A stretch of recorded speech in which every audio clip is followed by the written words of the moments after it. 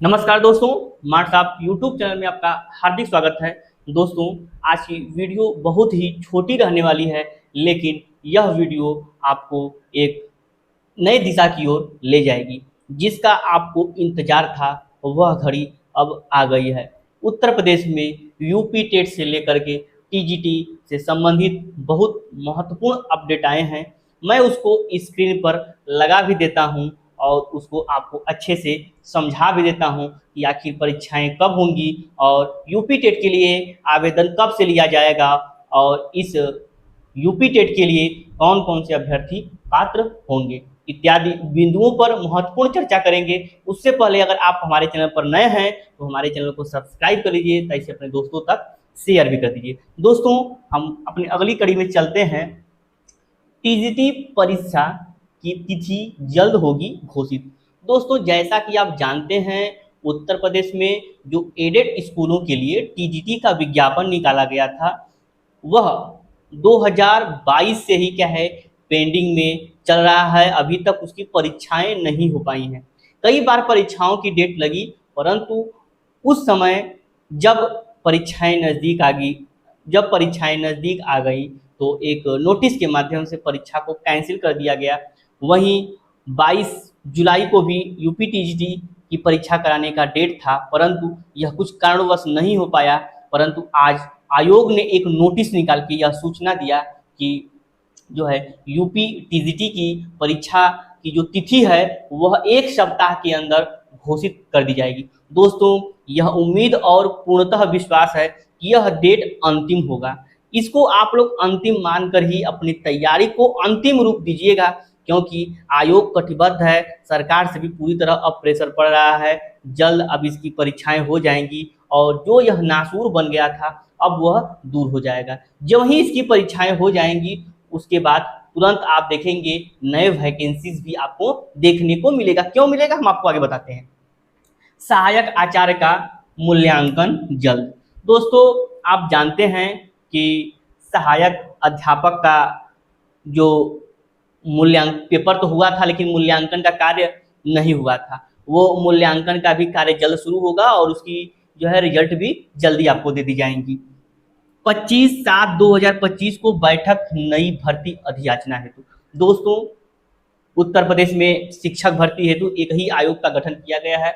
उस आयोग की अध्यक्ष मैं और एनआईसी के सदस्य, वहीं विभागीय अन्य उच्च अधिकारियों के साथ कल एक बड़ी की महत्वपूर्ण बैठक होने वाली है, जिसमें कि अधियाचन का प्रारूप क्या रहेगा, कैसे पता चलेगा कि यह अधियाचन विवादित नहीं है, क्योंकि पद तो अधियाचित हो जाते हैं परंतु वो बाद में विवादित दिखाई दे जाते हैं। अभ्यर्थी सेलेक्ट तो होते हैं लेकिन ज्वाइनिंग नहीं पा पाते हैं। इसको दूर करने के लिए ई अधियाचन की व्यवस्था की गई है और उस ई अधियाचन के माध्यम से अब अधियाचना ली जाएगी और नई वैकेंसीज जो टीजीटी, पीजीटी, असिस्टेंट प्रोफेसर, वहीं प्राथमिक विद्यालयों की भी शिक्षक भर्ती आपको जल्द मिलेगी।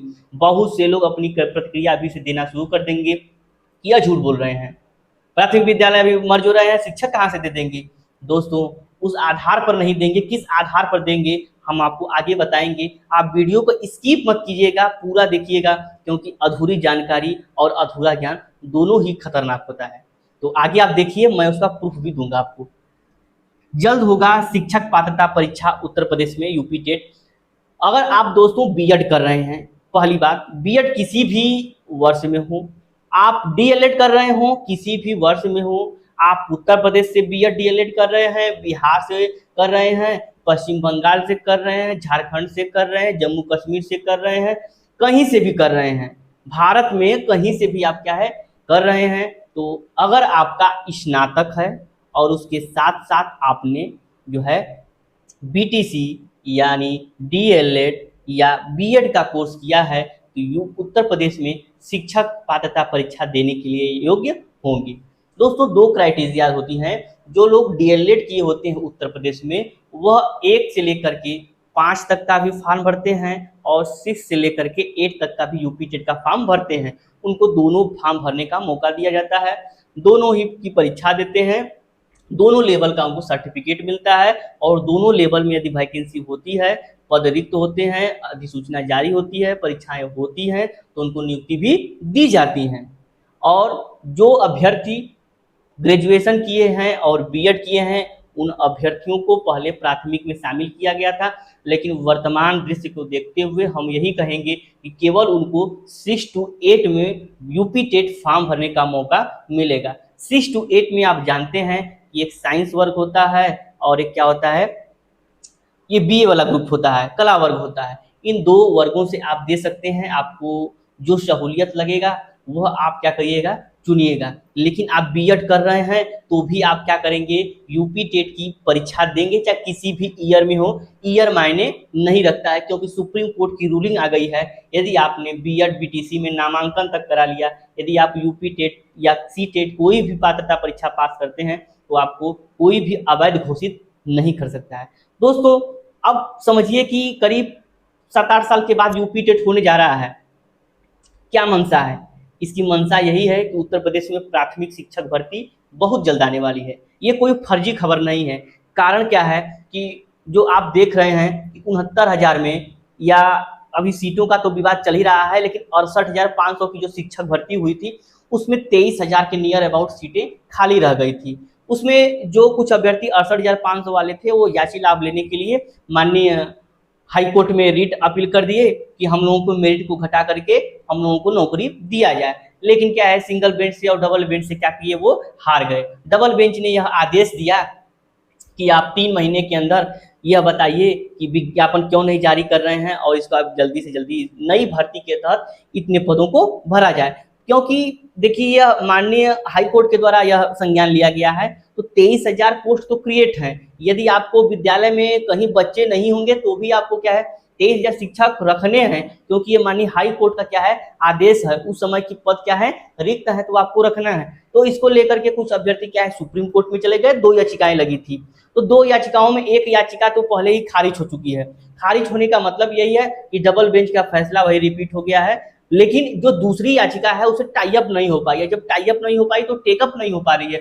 जब वो टेकअप नहीं हो पा रही है तो उस पर निर्णय नहीं आ पा रहा है। लेकिन 1-2 तारीख में वो भी डिसमिस हो जाएगी, पूरी गारंटी है। क्योंकि जब एक सुप्रीम कोर्ट से डिसमिस कर दिया गया है, उसी आदेश के आधार पर दूसरा भी क्या हो जाता है, केस डिसमिस हो जाता है। ये तो डिसमिस ही होना है 1-2 हफ्ते में, 1 महीने में।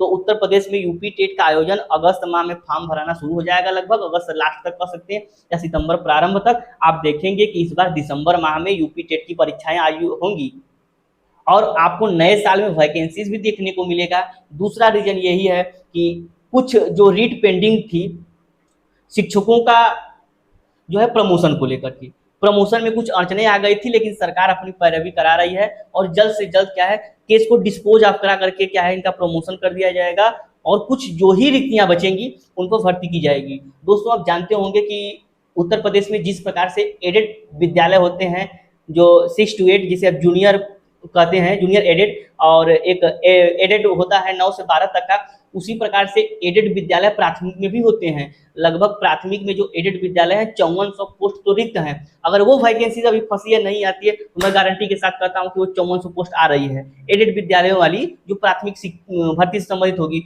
जो मैनेजमेंट के तहत होता है उसमें भी मैनेजर लोग कोर्ट गए हैं, लेकिन उसका कुछ होने वाला नहीं है। सरकार जल्द से जल्द क्या है वो अधियाचना लेकर के उस पर अपना कार्य करने जा रही है। ये एकदम आपको ऑथेंटिक न्यूज बता रहे हैं कि एडेड विद्यालयों की भर्ती जल्द आएगी, क्योंकि उसमें शिक्षक है ही नहीं। जब शिक्षक नहीं है तो बच्चे क्या करेंगे, तो वहां पर क्या है शिक्षकों की कमी को पूरा करना है और जल्द से जल्द आपको वैकेंसी देखने को मिलेगा।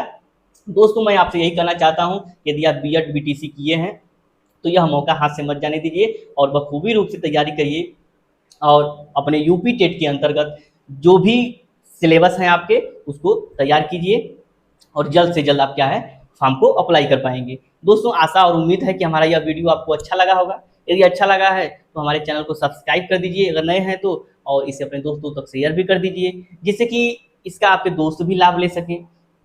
मिलते हैं अगले वीडियो में नई ऊर्जा नए उमंग के साथ, तब तक नमस्कार, धन्यवाद।